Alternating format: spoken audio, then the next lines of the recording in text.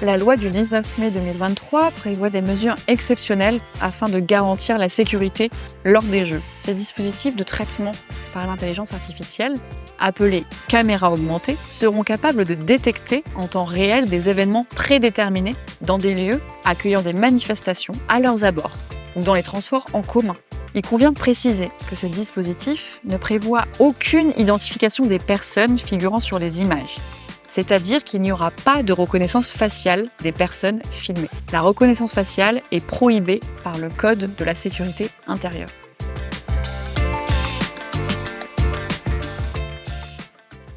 Derrière l'appellation caméra augmentée se trouve un dispositif algorithmique. Ce système vise à analyser automatiquement chaque mouvement capté par la caméra et à identifier en temps réel les situations prédéterminées et jugées anormales, comme des comportements suspects ou des mouvements de foule par exemple. C'est en captant et en signalant des données que les caméras augmentées se distinguent des autres systèmes et des systèmes classiques de surveillance. Cette capacité de détection et d'analyse automatisée soulève des nouvelles questions éthiques et juridiques.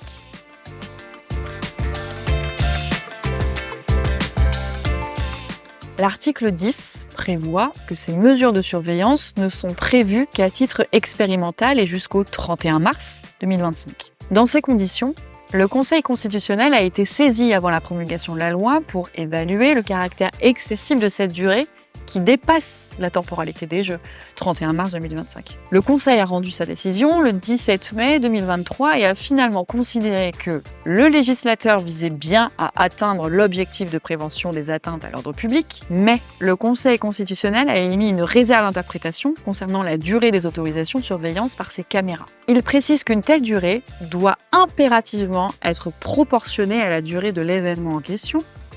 Elle ne peut en aucun cas excéder 1 mois, et elle ne pourra être renouvelée que si les conditions initiales de sa délivrance sont toujours réunies.